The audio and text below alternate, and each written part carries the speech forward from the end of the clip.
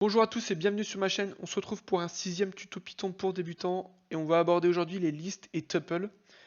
C'est une grosse partie de Python donc c'est important que vous compreniez le fonctionnement. Et en fait c'est un type de données que j'avais pas abordé dans les vidéos où je parlais justement des types de données.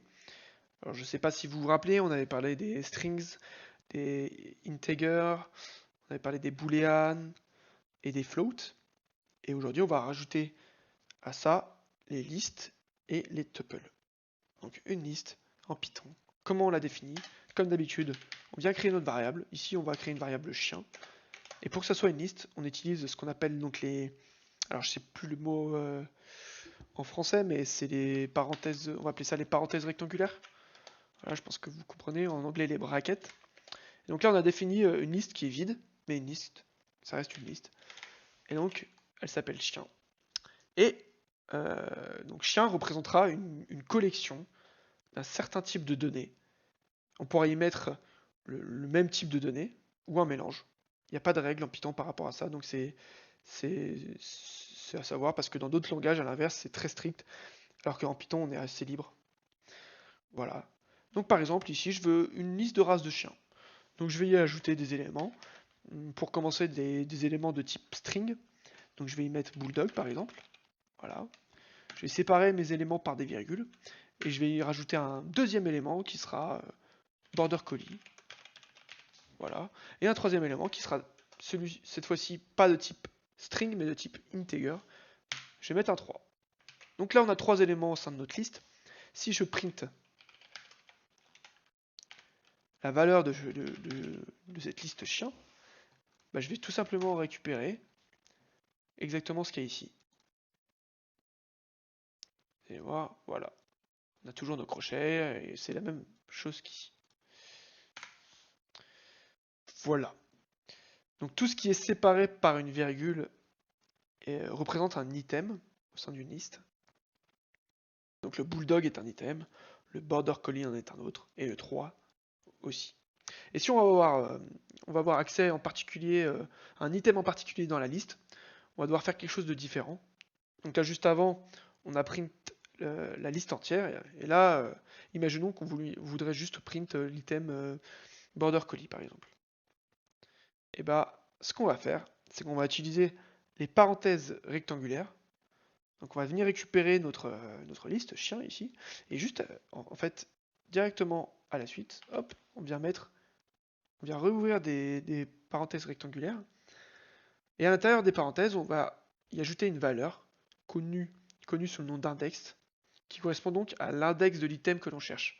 Si vous préférez, à la position de la valeur qu'on cherche dans la liste. Donc ici, si je veux récupérer la valeur border collie, sa position dans la liste, si voilà, si on réfléchit pas et qu'on connaît rien aux listes, on se dit ok, bah border collie se trouve à la deuxième position finalement.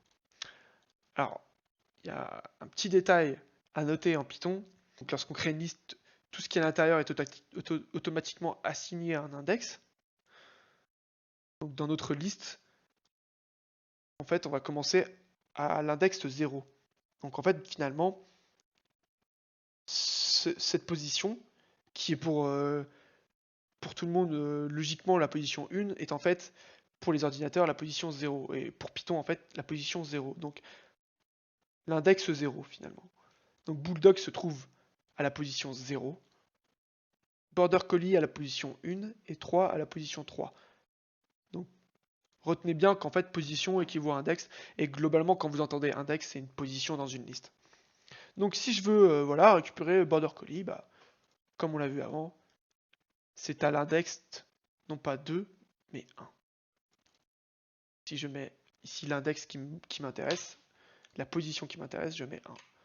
Et si je fais CTRL S F5 entrée, vous allez voir que je vais récupérer le Border Collie. Ça peut paraître étrange qu'on commence à 0 au lieu de 1, mais c'est juste la façon de calculer des ordinateurs et de comment ils fonctionnent finalement. Ce que vous devez comprendre, c'est que le premier item sera assigné à la valeur de type euh, integer, 0, et donc sera l'index 0. Ce qui veut dire que je devrais rentrer l'index 0 ici pour pouvoir avoir bulldog. Voilà. J'espère que c'est compris de votre côté en ce qui concerne la notion d'index et de position. Maintenant, on peut faire d'autres choses avec les listes. Si on le désire, par exemple, si on voudrait ajouter quelque chose à cette liste. Comment on va faire? En fait, il y a plusieurs façons de faire. La première façon, et ce sera sûrement la seule que je vous montrerai aujourd'hui, parce que c'est la plus facile et que je compte développer dans d'autres tutos une autre méthode en particulier. Mais ce qu'on va faire, c'est qu'on va taper donc le nom de la variable qui stocke notre liste, en fait, finalement. Donc chien. On va y ajouter un point. Et on va utiliser, donc vous voyez là, des choses apparaissent.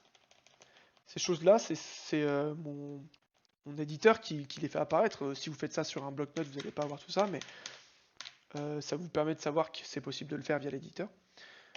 Ça marcherait aussi via un bloc-notes, mais voilà, bref. Et en fait, ça, c'est des fonctions natives à Python qui reconnaît mon type de données que j'utilise et qui me propose des fonctions en fonction de ce type de données. Et là, vu qu'on a affaire à une liste, on peut utiliser la fonction append. Et cette fonction-là, elle permet d'ajouter des éléments à la fin de ma liste. Donc, l'utilisation d'un point, vous le verrez plus tard, ça permet de venir appeler des fonctions natives sur des variables qu'on appelle aussi objets, mais j'aborderai le sujet plus tard. Et pour l'instant, en fait, ce qu'il faut comprendre, c'est qu'on vient ajouter un élément à la fin de la liste chien en utilisant .append. Et avec l'élément à l'intérieur, donc l'item qu'on veut ajouter. Et donc par exemple ici, si je veux rajouter à ma liste une nouvelle race de chien, qui sera un labrador, hop, je viens faire ça. Et si je viens print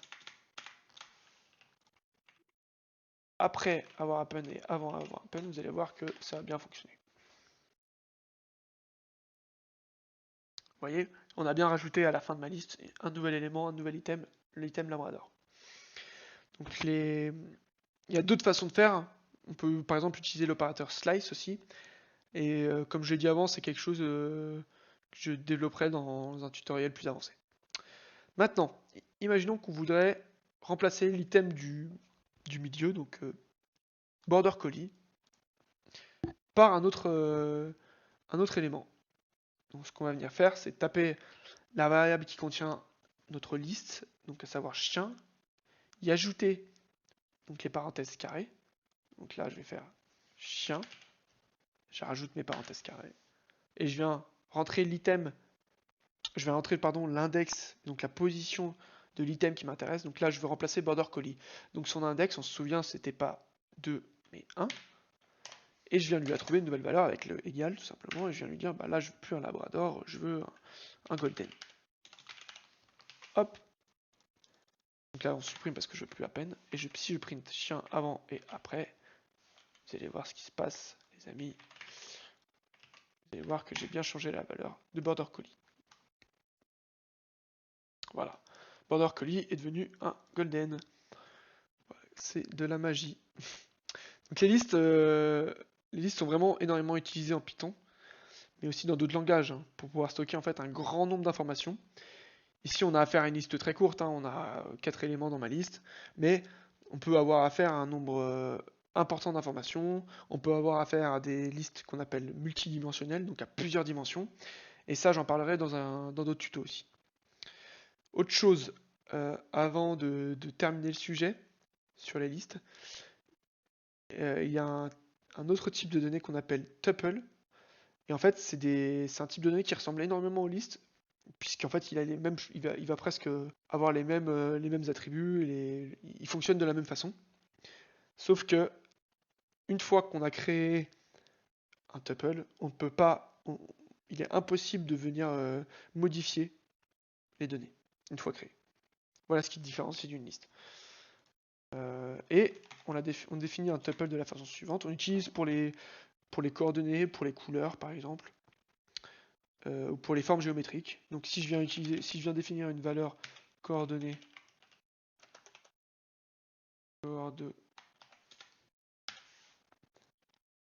et je viens lui mettre donc des valeurs comme ça, voilà. Donc on définit un tuple avec des parenthèses, alors qu'une liste c'est avec des brackets. Ici c'est des parenthèses simples. Et on peut entrer des valeurs, pareil, on peut mélanger les données, on peut y mettre plusieurs données. Seule chose qui diffère, c'est comme je vous l'ai dit, une fois qu'on a créé la valeur coordonnée, il n'y aura pas la fonction, il y aura pas de fonction qui permettra de modifier cette donnée-là, cette liste-là, donc ce tuple-là en fait. Voilà, on peut aussi l'utiliser pour les couleurs. De ce type-là, 255. Voilà, par exemple. Donc voilà, en ce qui concerne les listes et les tuples. J'espère que ça a été compris de votre part et que j'ai fait le tour du sujet et que je ne me suis pas embrouillé. N'hésitez pas à me poser des questions en commentaire, à lâcher un like et à vous abonner. Et puis on se retrouve pour la prochaine vidéo.